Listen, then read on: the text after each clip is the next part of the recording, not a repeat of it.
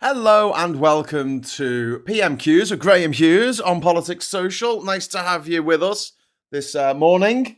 Oh no, it's the afternoon now. Just clicked over to 12 o'clock where I am. There's a little bit of a delay, but not to worry. Anyway, I'm Graham Hughes. Big shout out to everyone in the chat. Hope you're all feeling fruity today. Hope you're all full of beans. If you'd like to join our friends in the chat, all you need to do is hit the subscribe button. Wait for a minute and then you can go off on one about the bullshit that is the weekly Punts and Judy show we call Prime Minister's Questions. Lots of things up in the air today, not least Trump's attacks on Greenland and the UK, Chagos Islands, all kinds of stuff. Extending a warm welcome. The there we go. Norwegian Parliament and his delegation. President of the Norwegian Parliament. Today. Okay, let's get into it. Prime Minister Dr. Jeevan Sandak. Thank you, Mr. Speaker. Question number one. Question number one. Question number one. In recent days, I've spoken extensively to our international allies, including European leaders and others, the US and NATO. We will continue to engage constructively to resolve issues, particularly relating to international security, applying the principles and values that I set out on Monday. Ooh, butternut squash soup. Mr. Speaker, in addition this week, the government has announced a landmark investment to support children with special educational needs. That's what I'm talking about.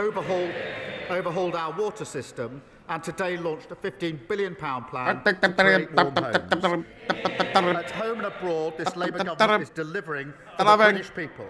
Delivering. This meeting I had meetings with ministerial colleagues in others. In addition to my duties in this House, I shall have further such meetings later today. Thank you, Mr. Speaker. We face an affordability crisis in this country. In the short term, our dependence on fossil fuels leads to a rise in energy bills, and in the longer term, the aftershocks of Thatcher mean there are not enough good, non-graduate jobs. Yeah. Dig up the corpse of Thatcher. Give her a whipping. Plan is such good news. What's good news? What? Making life affordable. Batteries, solar, home insulation. Yes. Getting bills down, wages rising. What's your question? What's your question? So can I ask the Prime Minister? I can't hear anything. They would do even more to make sure that life is affordable for my The Prime Minister.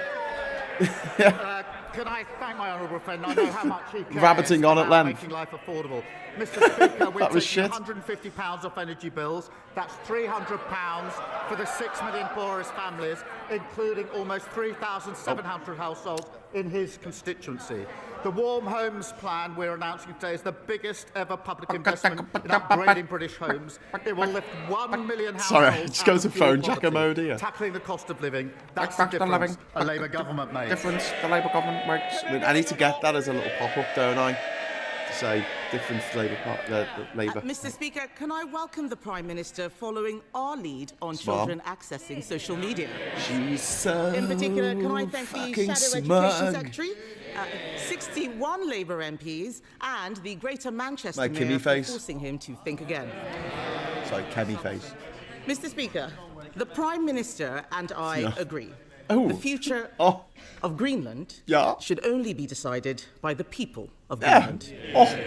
When the Prime Minister made this point to President Trump on Monday, did the President agree or disagree?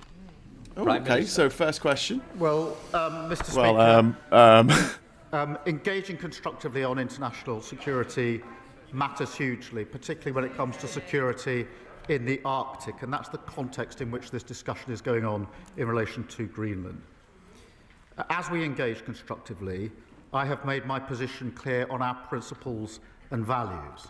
The first of those is that the future of Greenland is for the people of Greenland and the Kingdom of Denmark alone. Yeah, but did he listen? The second is that threats of tariffs to pressurise allies are completely wrong. Mr. Speaker, we will continue to engage constructively. I've had many international calls in recent days, and the Prime Minister of Denmark is coming to the United Kingdom tomorrow for bilateral talks. And that's the question. But I do want to be clear with the House. Yeah. I will not yield, Britain will not yield on our principles and values about the future of Greenland under threats of tariffs. And that is my clear position. Kemi Badenoch. Didn't answer the question. Mr. Speaker, I'm very glad to hear the Prime Minister say that. We all know that the people of Greenland do not want to be ruled by America. But does he agree that just as those in Greenland should decide their own future, so should the Chagosians? What? Hey, what do you want?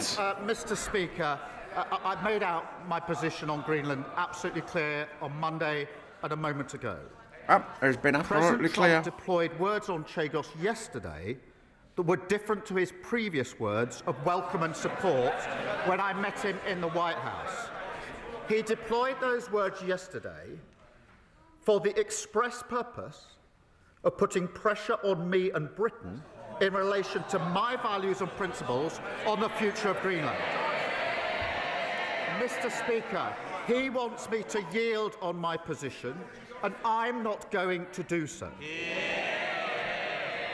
Given that that was his express purpose, I'm surprised the Leader of the Opposition has jumped on the bandwagon. Oh, he's got a good point. He's got a good point. I had understood her position. Mr. Speaker, I had understood her position to be that she supported the government's position on the future of Greenland. Now she appears to support words by President Trump to undermine the government's position on the future of Greenland. She's chosen naked opportunism over the national interest. Oh, he landed the punch. Sorry. Mr. Speaker, Set yourself up for when that. I asked him what the President told him, he couldn't tell us. Now he expects us to believe he knows what's going on in President Trump's mind. No, that wasn't the answer. Let me remind him. His Deputy Prime Minister, then Foreign Secretary, used to say that if President Trump didn't like the deal, it wouldn't go ahead. And let's look at what President Trump actually said. The Chagos deal is an act of great stupidity and a sign of total weakness. We didn't need President Trump to tell us that. We've been saying this for 12 months. What, on the deal that you negotiated? President Trump thought that we were doing this, that the Prime Minister is doing this for money. The Prime Minister is giving away territory we own and paying £35 billion for the privilege. Yeah, for reparations. Why doesn't he just scrap this terrible deal and put the money into your fucking fucking our deal? forces? Okay, so they want to scrap Chagos deal. The words from President Trump were expressly intended to put pressure on me to yield on my principle. What he said about Chagos was literally in the same sentence as what he said about Greenland. That was his purpose. And the future of Greenland is a binary issue that is splitting the world at the moment with material consequences. I've been clear and consistent in my position on the future of Greenland. It is the future is for Greenland clear. And the Kingdom of Denmark alone. The Leader of the Opposition has taken 3 positions in 10 days. 10 days ago, she said Greenland was, in her words, a second-order issue. 4 days ago, she said she supported our position on Greenland. Now she's backing arguments intended to undermine our position, Britain's position on Greenland. This is an important national moment, and yet again, the Leader of the Opposition has shown she is incapable of rising to it. It's demolishing her. I almost feel sorry for her. Greenland. I'm asking about the Chagos deal. That money, that £35 billion, should go to the armed forces. Mr. Speaker, the world is changing. It means we've got a base there. We are in a very different place. We have a base there, we've got to pay for it. We can't just take. Since the end of the Cold War. Yeah, thanks to your mate Trump, who you welcomed into the White House. Not me. The head of the armed forces warned that our military faces a £28 billion shortfall. Is he right? What? Prime Minister! What? Mr. Speaker, I'm proud we're spending more on defence than any time since the last Labour government. The Strategic Defence Review is back the biggest sustained increase in defence spending since the Cold War. That's £270 billion this Parliament, making defence an engine of growth. That is a stark contrast. Ben Wallace, the longest-serving Conservative Defence Secretary, openly admitted that under their watch our armed forces were hollowed out. Order, order. Order. Mr. Bowitt and Mr. Cartledge, it is continuous week in, week out, and there's a couple over here who will also be going out for a cup of tea with you. Please, calm it down, or you know the consequence. Prime Minister. Mr. Speaker, they shout on a Wednesday and they defect on a Thursday. He's right, you know. The loudest shouter used to be the former Shadow Justice. We should take a note of who's shouting most loudly this week. Kemi Badenoch. Mr. Speaker, the Prime Minister wants to talk about defections. Let me tell him that when I had someone undermining my party, I sacked him. If he And sacked... she's had that lined up for when the Mr. Speaker, for when it was mentioned. if he sacked... You've got people undermining your party all the time from your own party. Where's the other leaks come from? We're going to get through this Prime Minister's questions. I want to hear the Leader of the Opposition, and I want to hear the Prime Minister. Cup of tea. Cup of tea. Those who don't may leave the chamber. For a cup of tea. Tea! Mr. Speaker, we all know that if he sacked everyone undermining his party, his front bench would be empty. Oh, okay. But these questions She got a joke sort of stopped halfway through there. Jokes aside, these questions are about our national interest. These questions are about our national interest.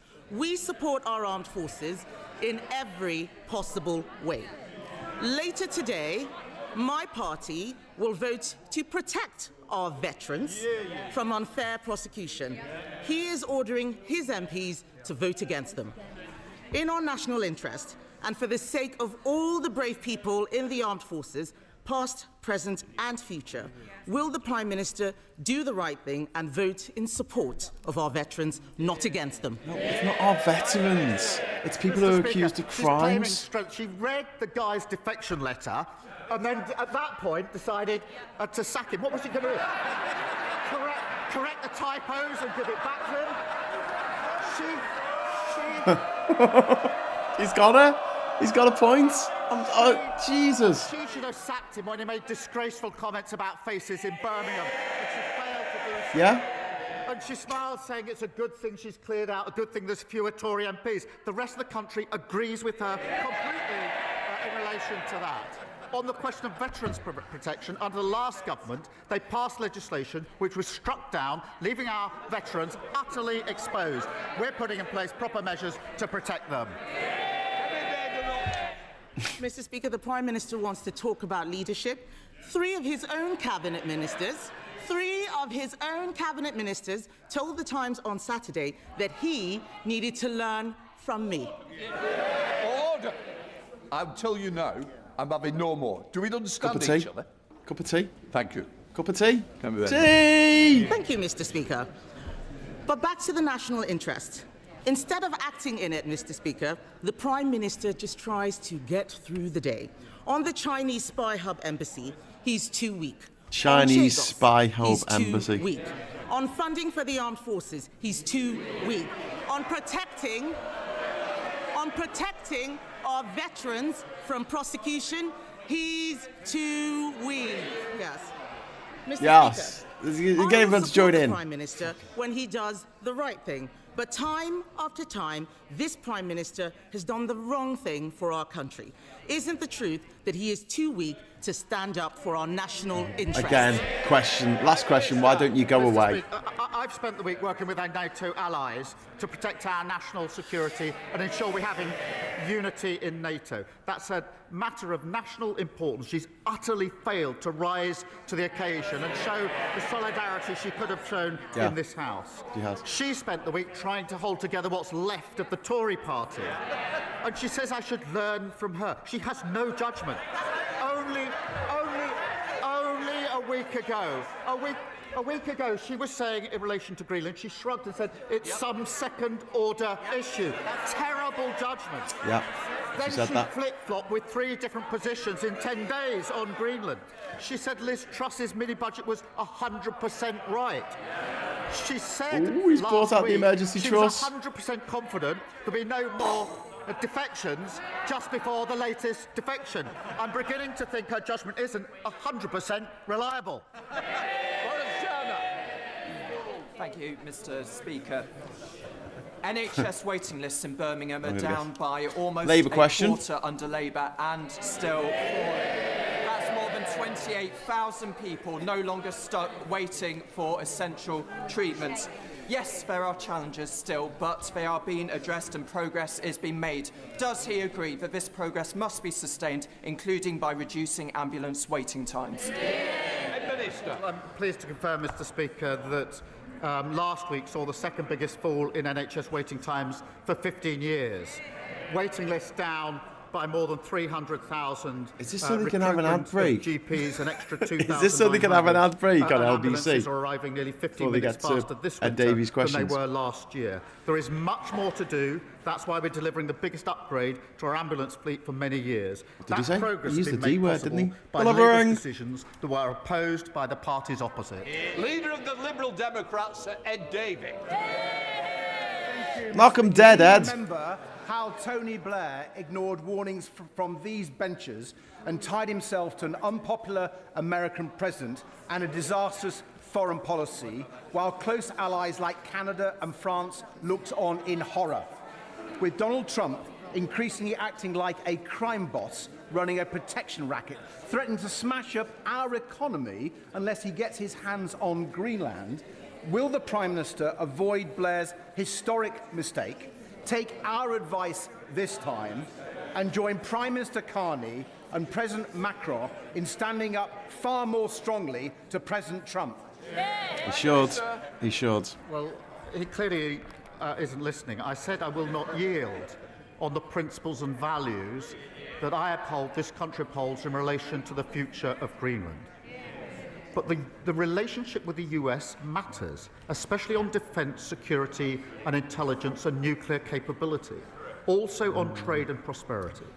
Mr. Speaker, whilst he's trying to get sound bites, we mustn't forget a war is raging in Europe. It is in its 4th year. The Russians are raining bombs down on Ukrainian civilians day and night. Temperatures were -20 in Kyiv last night. 60% is without power. People are erecting tents to keep themselves warm. We have to work with our allies, including the US, on security guarantees to make sure we can do what we must do in relation to Ukraine. Now, that does not mean we agree with the US on everything, and I've been absolutely clear on my position on Greenland and my position on tariffs, but it is foolhardy to think that we should rip up our relationship with the US, abandon Ukraine, and so many other things that are important to our defence, security and intelligence. Be satisfying, though, wouldn't it? Of course, we're not arguing that, Mr. Speaker. We're arguing he follows France and Canada, our close allies. But here's one thing that we can agree on, Mr. Speaker, that the UK strengthens our defensive capabilities, like the Prime Minister said earlier. But, Mr. Speaker, the government is going far too slow in investing in our defensive industries. It hasn't even published the defence investment plan that was promised last autumn. And that delay is putting critical industries like helicopter manufacturing based in Yeovil at risk. Putin is waging a war in Europe. Trump is threatening to undermine NATO. We have to rearm fast. So why won't the Prime Minister just get on with buying great British helicopters made in the West Country? Prime Minister. Mr. Speaker. Okay. That's about the cheer across the whole country. Mr. Speaker, we are increasing defence spend to the biggest spend since the last Labour government. We are doing that because of the decisions we took at the budget in relation to the money that's available. He wants more money on defence spending. He wants it faster. What did he do at the budget? Did he stand up and say, I support this? Oh, no, don't do this. Don't do this. Yeah, because he's the opposition party. To carry out the he's an opposition party. Yeah. Thank you, Mr. Speaker. And it was a budget. It wasn't the budget for that. You don't vote on every fucking item. Beryl Barrett passed away after tragically falling into an unrepaired pothole, and I'm sure the whole House will wish to share my condolences. Fucking hell, she was with killed the by a family. pothole. That's In my awful. constituency of Mansfield, there are literally thousands of potholes in our roads which Notts County Council are failing to repair. Does the Prime Minister agree with me that it's time the Council took action to repair our roads? And will he meet with Beryl's family so that we can work together to ensure that no more accidents like this happen again? Prime Minister. Can I send my deepest sympathies to Beryl's family, and I will make sure the Roads Minister meets the family at the earliest opportunity. Mr. Speaker, it shows why tackling potholes really matters. We're investing £2 billion in East Midlands to fix the roads and improve local transport. We're also putting in place tough new standards so that councils must prove they're fixing roads properly. I'm pleased many excellent Labour councils across the country aren't doing very are leading well. by example. Dr. Ellie Charles. Thank you, Mr. Speaker. For decades, our rivers, lakes and seas have paid the price of a failing system, so the Water White Paper is a welcome first step in beginning to set things right. But there's a glaring gap. Agricultural pollution contributes 40% of the pollution in our waterways, but merits only one single page in this white paper. Can the PM tell me why on earth this is the case, and when he will start working with farmers to support river-friendly farming practices and treat agricultural pollution as seriously as sewage pollution? Prime Minister. We inherited a real mess on water, and we're taking the most effective and far-reaching measures to deal with it. But I have to say, as someone who stood to lead her party, I wonder what she makes of how her leader is responding to this global uncertainty. Because what he's saying is this is the time, this is the moment to withdraw from NATO. This is the time to kick the US out of our military bases. This is the time to negotiate, hear this, with Putin to give up our nuclear deterrent. I'm sure Putin will be very quick on the line for that one. It's as reckless and irresponsible as their plan to legalise heroin and crack cocaine. That's the Green Party now. High on drugs, soft on Putin. Can I just say, we don't ask opposition questions. They're coming to the Prime Minister, not the other way around. Yeah, I thought that was well out of order. She asked a question about farming and water. Benefit from record UK Labour government investment. £60 million of local growth funding just announced for the Glasgow City region. That was a really shit to the response. £20 million for Dumbarton Town Centre regeneration. Add to that the £20 million Pride in Place funding for my hometown of Clydebank, and the £1.5 million immediate impact funding. Does the Prime Minister agree with me that this is in stark contrast to the SNP, who abandoned their communities, and demonstrates the difference a Labour government makes to West Dumbartonshire and to Scotland? Well, I'm very pleased, Mr. Speaker, we're backing his hometown of Clydebank with £20 million of Pride in Place funding. And just this week we hosted a reception meeting people working hard to change their neighbourhoods across the whole of the United Kingdom. That's Labour delivering on national renewal. And as he rightly says, compare that to the SNP, more interested in squabbling over independence than using a record settlement to fix Scotland's public services. Delivering. Thank you very much, Mr. Speaker. Challenging economic inactivity and supporting the vulnerable across the country is something that we all want to address. So would you be surprised to learn that in Northern Ireland around 11,000 people previously supported by the UK's Shared Prosperity funding programmes will see those programmes cut dramatically, compounded with 400 job losses? So can I ask the Prime Minister, does he support those cuts of those vital programmes? And will he arrange an urgent meeting for me with the relevant decision maker in government and the organisations who have been impacted so that these changes and challenges can be resolved? Prime Minister. We've delivered a record settlement for Northern Ireland in the budget to strengthen public services and to kickstart growth. And the Local Growth Fund, designed actually in partnership with the Executive, will see £45 million every year to support local growth. But I'm very happy to make sure that ministers meet him to discuss the particular concerns that he has. Kirstinson. Thank you, Mr. Speaker. 1.5 million women in the UK live with endometriosis, which is a painful and life-changing condition. As chair of the Endometriosis APPG, I met Jessica Smith and Endo Warriors West Lothian to discuss their campaigns for a national endometriosis registry to capture and audit diagnosis, treatment and outcomes. Will he join me to commend the work of Jessica, Endo Warriors West Lothian and Endometriosis UK, and will he meet with me to discuss creating a registry to improve the lives of women living with endometriosis? Prime Minister. Well, let me pay tribute to her and all women and others who are campaigning on these vitally important issues. Far too many women are left waiting in serious pain for care, and that's why we're investing £8 million in research on diagnosis, treatment and pain management. I know the Minister for Women's Health will be keen to talk to her about her proposals and the issues, and I thank her for raising it. Gregory Campbell. Thank you, Mr. Speaker. I have a constituent not yet 30 years old, a civil servant who's just been diagnosed with a terminal illness. She has been told she has a very short time to live. Because of her condition, she was given a retirement date, which was just last week. She has not received notification of any actual pension payment and has spent long hours trying to contact Capita. HMRC has claimed that all outstanding documentation has been supplied to Capita in November. I've written to the Chancellor, contacted the MP hotline and Capita. It still remains unresolved. Can the Prime Minister, along with the Chancellor, help to get this action resolved immediately? Prime Minister.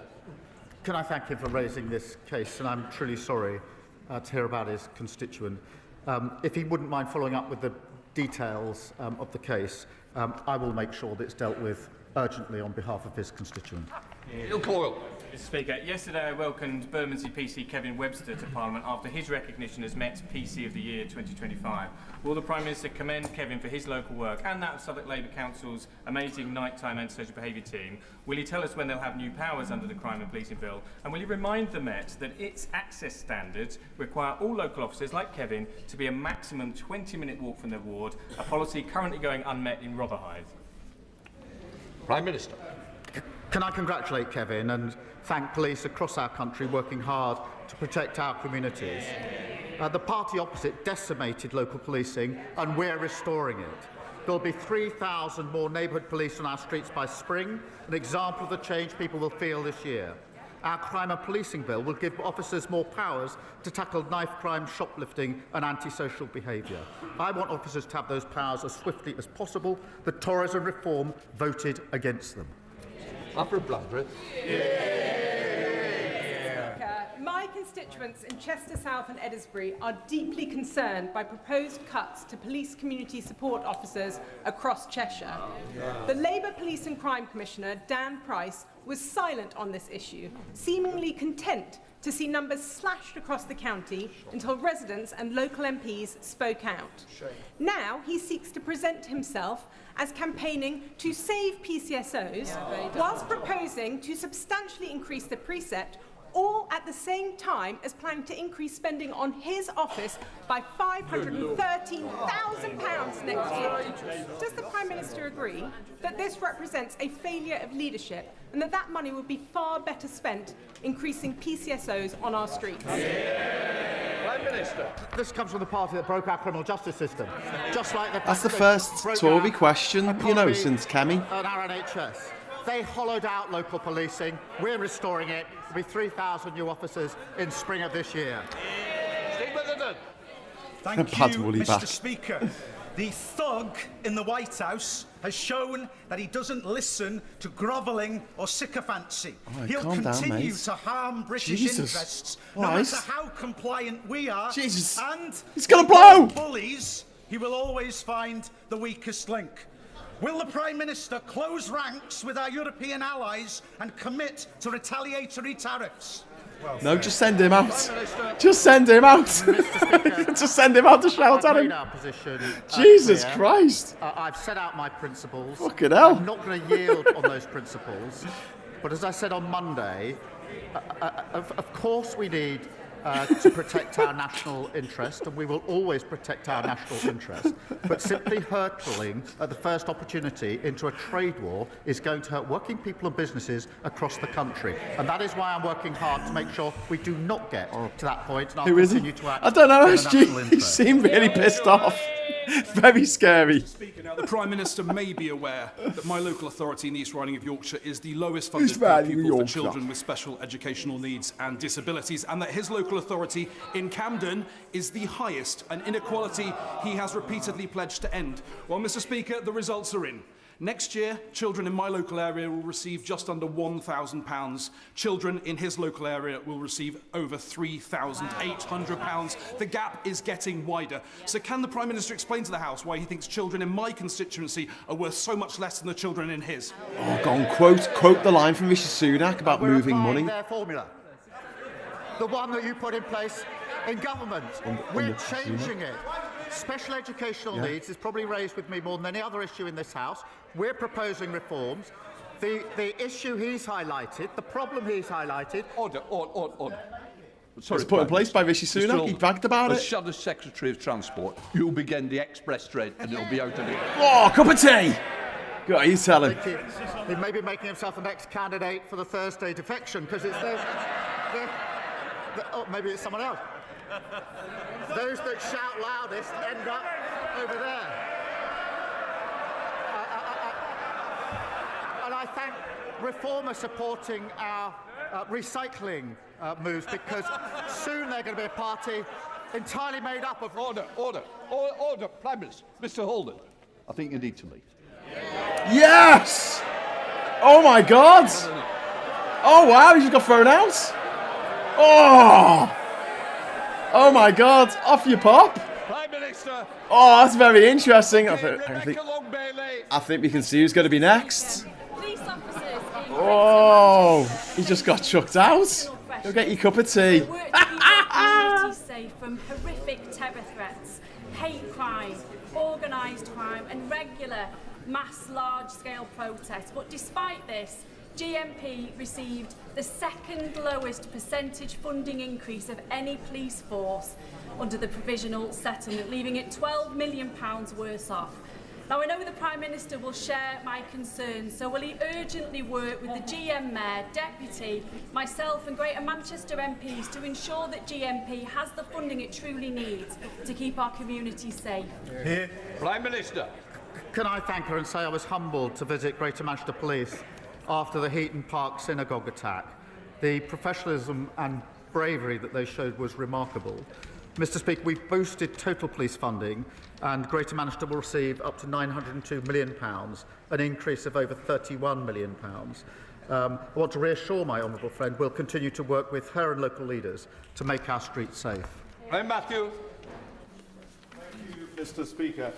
My constituency of Melksham and Devizes does not have a minor injuries unit, leaving many to travel far afield to Bath or Swindon to access A&E services. Would the PM please meet with me to discuss the need for an expanded hospital provision in my constituency? Thank you. Prime Minister. Thank him for raising this on behalf of his constituents. I will make sure he gets the meeting with the relevant minister to talk through his particular concerns so that we can seek to address them. Jasmine Qureshi. Thank you, Mr Speaker. After 14 years of Conservative austerity, 14 years. Are finally We got getting it. the We support got it. they need to deliver for residents. In my constituency of Bolton South and Walkden, under the leadership of Councillor Nick Peel in Bolton and Mayor Paul Dennett in Salford, increased funding is being turned into restoring frontline services, investment in town centres and support for families. Does the Prime Minister agree that the councils need serious leadership and long-term funding certainty to deliver, not short-term protest politics that put services at risk? And will he commit to continuing that support? Prime Minister. I thank him for a question. Labour's boosting funding for councils that were chronically underfunded by the party opposite.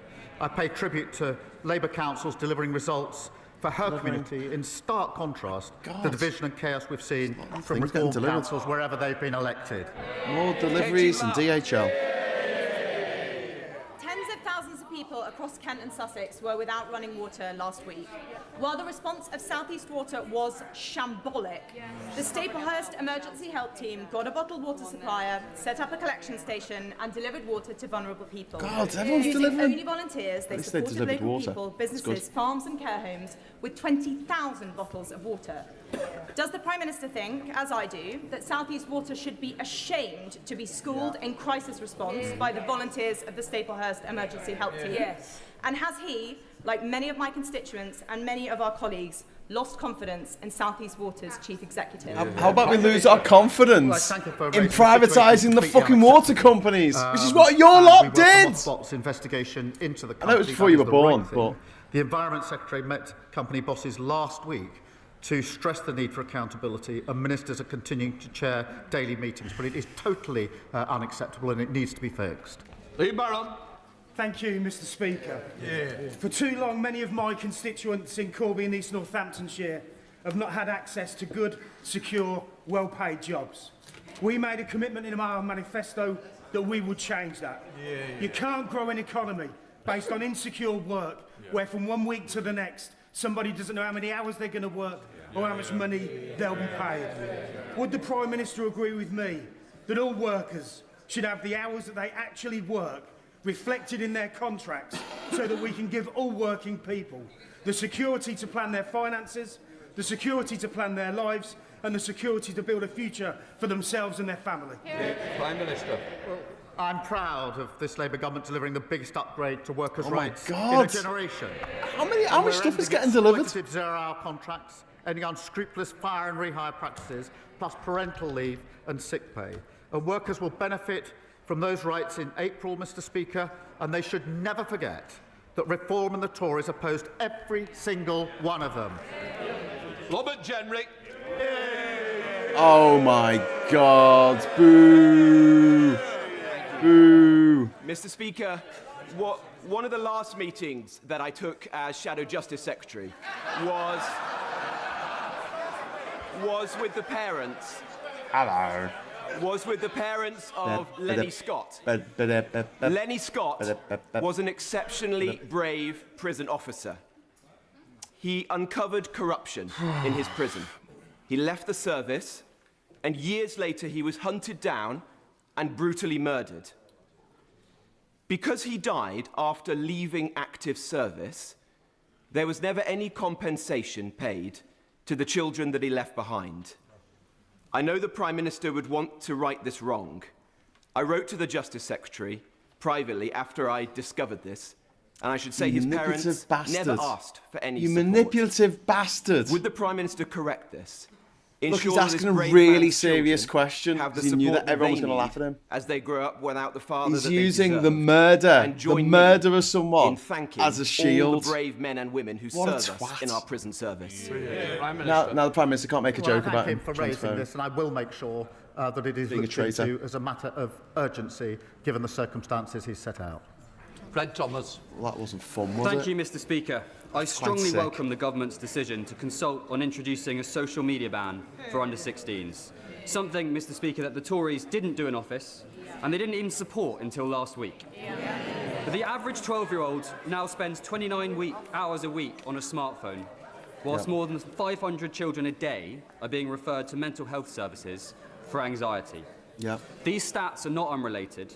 Parents, teachers and members across these benches can see the damage that social media is doing to our young, developing minds every single day. Does the Prime Minister agree that the scale of harm demands swift action and that this consultation must lead to timely decisions? Prime Minister. Mr. Speaker, this is an issue of real concern to parents. As a father of two teenage children, I know just how much concern it is. That is why we will have a consultation to look at expert and international evidence to get this right, and we will respond by the summer. And that includes looking at the question of the age that children can access social media and restriction on addictive features. I'm also concerned, as is the Education Secretary, about the screen time use for those under the age of 5. So we'll look at all of those issues and make sure that Ofsted checks enforcement of bans during schools. Mr. Speaker, the Bertie Arms is a fantastic family pub, but because of the Chancellor's tax raid on local business, they face a 2,000% increase in their business rates by 2029. That means the Treasury will lose £200,000 in tax sake, and Uffington will lose the heart of its community. Now, the Prime Minister promised not to put up taxes on working people, so how does he justify a 2,000% tax attack on working family businesses like this pub? Prime Minister, Tax attack. Well, Mr. Speaker, we're working with the how you sector say to that put in the before you wrote it necessary down. support, but I would remind her that 7,000 pubs closed on their watch, and she didn't say a word about it. Alice MacDonald. Thank you very much, Mr. Speaker. Norfolk is a dental desert causing real suffering for my constituents. I welcome government action so far, including 21,000 extra urgent emergency appointments. But we are the only region without a dental school. The University of East Anglia is ready to open one. So could the Prime Minister set out what more we will do as a government to tackle the dentistry crisis? And will he back our calls for a new dental school in our region? Prime Minister. Well, since day one, she's fought for her constituents on this issue, and I pay tribute to her in relation to that. I agree the University of East Anglia would be an excellent candidate for any additional funded dentistry places available in the future. Mr. Speaker, we're also reforming contracts and making sure dentists spend more time working in the NHS to ring thousands of extra appointments to fix the failure that we were left with. Final question, Gideon Amos. Thank you, Mr. Speaker. Children with Gideon. disabilities and special educational needs in Somerset will be severely hit if the government goes ahead with removing the remoteness uplift from those authorities. Will the government commit to ensuring that those councils with the largest land area in the country, of which Somerset is one, are properly reimbursed for the cost of remoteness so that children in my Taunton and Wellington constituency do not suffer as a result? Prime Minister. Well, we do understand the challenges in rural communities, and we'll look at that as part of the work we're doing on reform. That completes Prime Minister's questions. Let the front benches change over. Okay. Well, there you go. That is what you get if you mess with us, as Radiohead once sang. So that was PMQs. Again, absolutely awful, awful, awful. Like, truly mind-blowingly dreadful appearance there by Kemi Badenoch. She's so shit at this. She is demonstrably shit at this. She just isn't any good at this. And long may she stay leader of the Conservative Party, because she is genuinely awful at her job. Her job is to make Keir Starmer look weak, ineffective, and an idiot, to point out his hypocrisy. And all she ends up doing is basically handing him throwing a slow ball underarm to him and going, yeah, go on. And he's just knocking it out the stadium. And like, I'm sorry, he's not a good speaker. He's not charismatic. He's not funny. He's not a funny fucker. How is he running rings around her every week? I mean, whatever. But the one thing that I always think is like, it's just a waste of those 6 questions. You know, you think about the rest of the MPs. They only have about 18 questions for the whole of the House, you know, all 650 MPs. And I know it's less than that, but and she gets 6 of them, and she wastes them. You know, did the president agree with? That was the first question. Did the president agree with what Keir Starmer said about Greenland? What's he supposed to say? I'm gonna tell everyone what Trump said to me on the fucking phone. First of all, he's not gonna say it, even if Trump was like, yeah, whatever. You know, or Trump was, yeah, okay, I'll do what you say. But we all know what Trump said. It was like, oh yeah, whatever. You know, he can't. What could he do with that?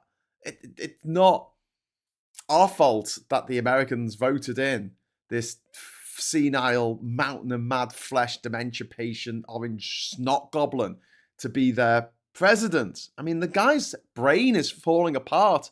I don't know if any of you saw the clips yesterday from when he was giving his talk about all the achievements that they've achieved last year. I mean, over the last year. But it was just absolutely unfucking-believable, the shit that he was coming out with. You know, he was talking about when he was a kid, his mum said that he'd be a great baseball player, and there was a place by the baseball diamond in Queens, and it was where they kept the mental patients, and they had little bars, and he's talking, you know the way, like, the old guy in the Fast Show just rambles, and at the very end he goes, I was very, very drunk. It was like that. But he went on for like a full 2 minutes, just completely rambling. And if that had been Biden who had done that, they would have been calling for his head. You know what I mean? Like, how does Trump get away with it? They make it say, oh, he's a bit like that, isn't he? That's what we want from our leaders. Somebody's fucking half bloody cut half the time by the looks of things. SG, thank you very much for the £5 super chat. If we're going to subject ourselves to PMQs, this is the best place to do it, bar none. Thank you, SG. Thanks to him. Also, Confetti. Yes, we don't get. I'm gonna get many super chats on the PMQs. Although we got a second one there. Cool. Even Air Force One hates him. Says Jack Russell's for you. Yeah, they do. Well, the plane does. It's like, fuck this. Let's go back. That was nice. 3 hours late getting into fucking. He's not going to know what fucking day it is when he gets into Davos. He's going to be jet lagged. He was already clearly flagging yesterday. He's. Yeah, hopefully he's not long for this world. Anyway, so yeah, talking about the questions that are asked. The second one was about the Chagos Islands. It's a done deal. It's done. It was started by James fucking Cleverly under the fucking Tories. It was completed under Labour. And it's no different from any of the other countries that were withdrawn from over the last fucking 100 years of Britain withdrawing from countries that don't want them there anymore. Only in this case, we get the use of the Chagos Islands. And as I said in Morning Brew this morning when we were talking about it, that's the same as America has Guantanamo Bay in Cuba. It's fine. You don't need the rest of Cuba. Oh, you got to have the whole of Greenland for it to be secure. You got a base. You can have as many bases there as you want. What are you talking about? And the third question was about scrapping the Chagos deal as well. It's just like it's going to cost $28 billion to do the Chagos deal. And then the next question was about that as well. She was talking about the defence shortfall. So she spent 3 questions going on about Chagos, which is a done fucking deal. They're not going to turn around now and go, Kemi Badenoch said this is a bad idea. Even though last year she said it was a great idea. It's like Marco Rubio said it was a great idea last year, and now Trump's got a shit idea, and Marco Rubio goes, oh, yeah. But didn't you say a few months ago it was a good idea? No, I didn't say that. That was past Marco Rubio. That wasn't me. That was a different imposter, evil twin brother. The fifth question was about protecting vets from unfair prosecution. Veterans, not veterinary surgeons. Again, it's like Keir Starmer came back with a very, very good point, and this is where the Tories really do tie themselves in knots. And we saw this later on with one of the other questions. The reason why the system is fucked now is because the Tories, in the 14 years that they were in power, didn't put a framework in place for when a soldier is put on trial for committing a crime. It was just ad hoc. There was no proper formal framework for that. Labour are doing it. And yes, it will mean that some veterans get put on trial. Some of them will go to jail for crimes that they have committed, while supposedly representing the British Army, the British Navy, the British Air Force. I mean, yeah, okay. But when she says like she makes it out like all veterans are going to be picked out by this. It's not. It's just the ones that are accused of fucking war crimes and shit. And then the last one was about the China. Well, I don't know. She was all over the shop. What's your question? All right. She could have asked a question about the Chinese embassy, which she called it the Chinese spy hub embassy. I mean, what the fuck? We often talk about diplomacy and the importance of keeping the right people on side. Canada's just done a massive trade deal with China. It's pivoting away from the US. Mark Carney made a really good speech yesterday. It was really, really good. And she stands up and she's like, the Chinese spy hub embassy, the Chagos humiliation, the this and the that and the this and the that. And then the end question is, why don't you just go away? Sorry, what? You heard me. Go away. And you're like, what the fuck? What just happened? Was that her real question? Was that her actual question to the Prime Minister of the United Kingdom of Great Britain and Northern Ireland? Why don't you go away? What the fuck? No, you point out what they've done badly, and you ask them a question, a really targeted question that they have to really squirm to get out of, and makes them look bad, or maybe, I don't know. Here's an idea. When you ask a question that sort of people want to know the answer to. No one wants to know the answer to why don't you go away? Waste of a sixth question there. You know, what I want to know the answer to is, you know, what we're going to do about Trump, what we're going to do about these water companies, what we're going to do about the cost of living crisis that we're all living through, the cost of getting, you know, cheap energy. In fact, before she asked her 6 questions, the first question that was a Labour MP that was asked was about clean energy revolution, which is going to bring down the cost of living for everyone and everything. Because you've got to remember, like, the amount of money we spend on fuel in this country, whether that's fuel for our cars or fuel for our energy grid or fuel for the things carrying the fuel. Don't forget, half of the ships, half of the merchant ships on our seas, on the planet, right? I say I mean humans, right? Are transporting fuel. Are transporting oil or coal or gas. They're transporting fuel. Half of them. Someone's got to pay for that. It's fucking expensive moving stuff around the world. It's fucking expensive. What the fuck? Anyway, so then we had the questions from Ed Davey, the leader of the Liberal Democrats. He pointed out, yeah, Tony Blair, Bush, quite unpopular pairing, you know, not as popular as Torval and Dean. But so equating Starmer and Trump, I don't really see Starmer following Trump on some daft military adventure. However, he did make a good point of like, okay, why aren't you more like Mark Carney from Canada? Why aren't you more like Emmanuel Macron from France and stand up to Trump and tell him to fuck off, right? They haven't really told him to fuck off, okay? Because they've used words and sentences and phrasing that Trump wouldn't understand, you know? It's like a very, very polite way of telling him to fuck off. But they have been more robust than Starmer. So I think that the answer to this is somewhere in the middle. But then Starmer replies and starts going off on one about Ukraine. And I was like, that wasn't the question. And I understand that America can put tariffs on us, right? And we need to be concerned about that because it will bring down the standard of living for everyone. And for the very, very rich, the standard of living not going to go down too much. For the very, very poor, and don't forget, we've got millions of children living in poverty in this country, it's going to go down even further. Okay, right. I get that. I do get that. But there is a line where we have to say, okay, we've got to stop being all softly, softly catchy monkey, and we have to stand up to Trump and tell him to fuck off. And this is where I think that Starmer has a difficult balancing act, but going off, like, if you had asked me about this last week, I would have said, oh, you know, keep him sweet, whatever. That was before this whole Greenland thing really kicked off, right? Now the Greenland thing is fucking here to stay, and he's saying, right, I'm going to put tariffs on Britain because I want this bit of another country. What the fuck? Okay, all right, that is the time. That's the time you turn around and you say, you know, friends sometimes have to tell you to fuck off. That's just the way life is, I guess. And actually be a bit more robust. No, don't be saying, oh, we're going to fucking disengage from all American fucking things.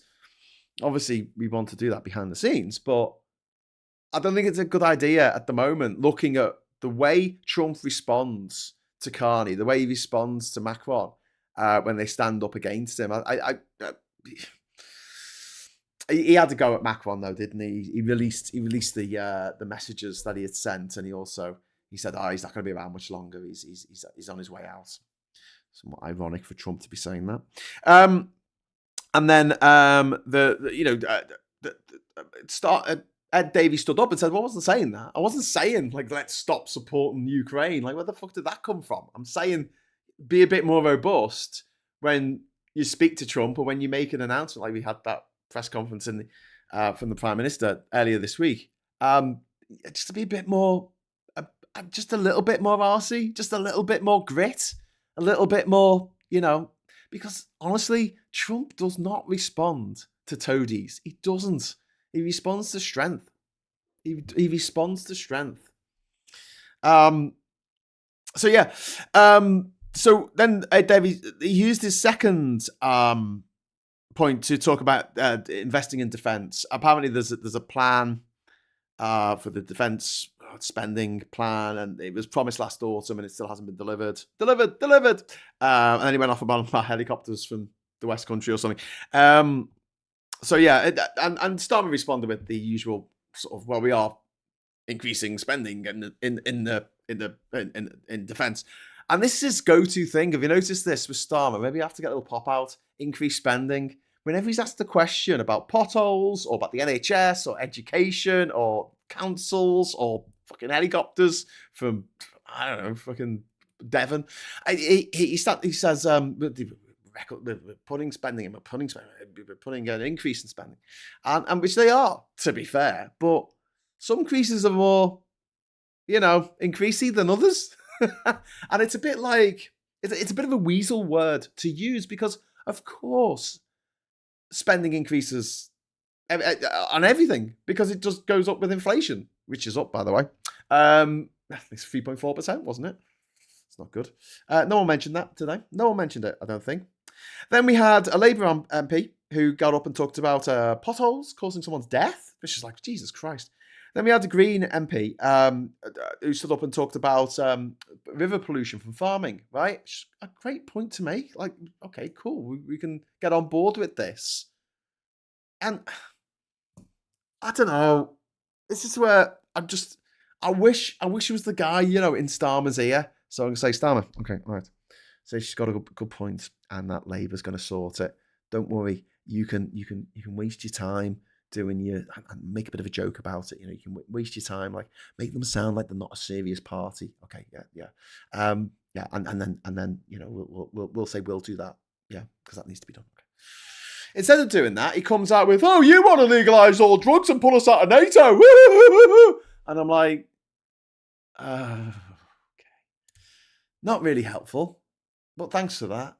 That could have been constructive. That could have been really a constructive question from the Greens, and he could have answered it in a way that made Labour look good and sort of said, "Oh, it's all right. We're going to take care of that." And, be a twat. Be a bit patronising. I know it's not great. It's come across as mansplaining, I suppose. But you could say, you'll have more time to do, and then pick something daft that the Greens do. I mean, legalising drugs. I'm up for legalising drugs. I hate drugs. I've never taken drugs. I think they're disgusting. I hate people on drugs. I hate the people who sell drugs. I hate everything to do with drugs. I hate drug culture. I hate drug paraphernalia. I hate the smell of them. I hate them. But I still want them legalised because I know how much crime is hidden behind everyone's fucking spliff. Everyone's, I don't know, weed. What's it called? The fucking ketamine hit. It's making them go to the toilet every 15 fucking minutes. Anyway, so yeah, just coming out like really bombastically against the Greens, the Greens, and then just go back to the point about the Lib Dems. Really fucks me off, right? After the second question where he said we're going to increasing defence spending, and then he mentions the budget, and he goes, "You voted against that." Okay, so when the budget comes up, it gets commended to the House or whatever they say. They stand up and they say, "Well, here's what I'm going to do, blah blah blah," and I commend this statement to the House, whatever. Right, and then they get the actual words, right, a document, and then they vote on it, and it goes through, right, because it's the government, and they're all whipped. You do not have a separate fucking vote on each individual line of the budget. It doesn't work that way. And saying, "Oh, you didn't vote for our budget in totality," yeah, because there was 99% of things we didn't like it. Well, actually, with the Lib Dems, we have 50-50. With the 50% of stuff we didn't like in there. Why would we vote for it? We're one of the main parties of opposition. The second biggest opposition party. I know Refuck gets all the fucking column inches, but it's, the Lib Dems have got 70 MPs. I just look at it and going, okay, you didn't, and that is exactly what Boris Johnson used to do when he was the fucking Prime Minister. God, that was a grim day. You know when Boris Johnson was our Prime Minister and Trump was the president over there at the same time? Jesus wept. We survived that. We'll survive this. And a pandemic on top of it. Jesus. The worst people in charge at the worst possible time. But yeah, he always go, "You didn't vote for this. You didn't vote. We were going to do this, but you wouldn't vote for it." To the leader of the opposition. Yeah, of course you didn't vote for it. With the fucking opposition. I mean, maybe on a single bill, that the Lib Dems go along with, and they put in their own amendments that they want to put in there, and they get through somehow. I don't know, but like the budget. Anyway, so I just think it was a crap response, to be honest with you. Then we had a question from Labour about investments in up near the Clyde, I think. And then we had like two questions almost in quick succession from different Ulster parties. The UUP, first of all, asking about changes in government local funding. And then we had the DUP, which is talking about capita. And like, one of the things about the Northern Islands, a lot when they get up, right, the DUP and the UUP, these unions, I don't have a clue what they're talking about. I'm not saying I can't understand what the words that they're saying.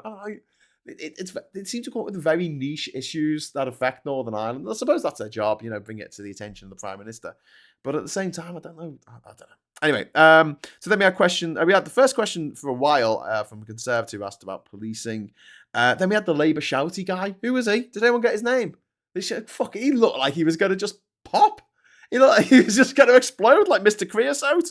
He was very angry. Fucking hell.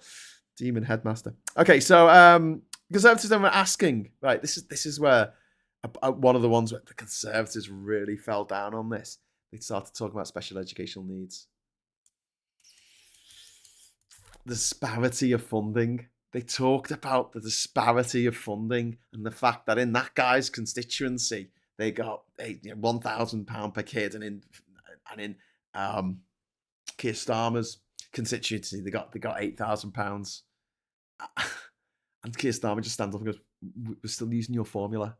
Your Tory fucking formula. We're trying to change it. The formula, the same fucking formula that gives more money to places in the Cotswolds or in Tunbridge fucking Wells than goes to inner city Birmingham or Manchester or Leeds or Liverpool or Newcastle." And so again, so many of these questions get swatted away by Starmer by just going, "That was you. That was you. That was you. This is the Britain that you fuckers created. This is the Britain that you built. In the last 100 years, you fuckers have been in power for over 2/3 of them." But yeah, I thought, did no one warn him? Did no one say, this is... Are you going to big up Send, are you? Okay, good. And then Richard Holder got kicked out. I thought that was really interesting. So Richard Holden, sorry, not Holder, Holden. He's part of the shadow cabinet. He's the shadow transport secretary. And I think he's going to be the next one to go to refuck. Because they do say the one's shouting the loudest. The one's shouting the loudest. So yeah, he got kicked out. Got told to go and have a cup of tea. We had a Labour question then from Rebecca Long Bailey, was it? It's asking about safer streets. A Lib Dem question about minor injuries in Devizes in their constituency. Labour question about boosting council funding. We had Katie Lamb, another Tory. So we had the third Tory who got to speak. The first one was about PC policing. The second one was about Send. So the policing one, Starmer went, you did this. The Send, you did this. And the third Tory question that came in from Katie Lamb was about South East water crisis, where the people don't have fucking water because the Tories privatised the water industry. What do you want from me? You did this. You did this. And you know what? The British electorate have to take some responsibility here because we kept voting for this shit. We kept voting to make ourselves poorer. Or, to be more specific, the boomers, not all boomers, but many, many boomers voted to make future generations poorer. That happened. When I say not all boomers, not all boomers, but enough to get the Tories in power most of the fucking time. There was a Labour question about jobs in my constituency, blah, blah, blah. And then we had Robert Jenrick. And I thought this was the most manipulative fucking moment of the afternoon. This was so disgraceful. He took a story about a guy who worked for the prison service who was murdered. after retiring from the prison service by someone who he'd obviously fucked off when, you know, he was in, I don't mean fucked off, I mean, he didn't deserve to die, but someone who had a vendetta from when the guy was a prison warden. And yeah, someone made the point of like, if I died after a fucking, you know, if I got murdered after I retired from a job, my job wouldn't have to pay compensation. Yeah. But this is a bit different. If it's a cop, if it's a judge, if it's a prison warden, if it's a probation officer who retires and then is killed by somebody who they used to work with, and I don't mean a colleague, but like someone they were looking after. Yeah, that. But the thing is, these are not. These are not like. This is a very unusual circumstance, and okay, yeah. I don't have a problem with it necessarily being brought up in PMQs, this particular thing, right? But for Robert Jenrick to bring that up when he knew everyone would be jeering at him, everyone would be making jokes about him, everyone would be going, rah, rah, rah, making all those, to stand up and go, murder is bad. And then you could do a pin fucking drop.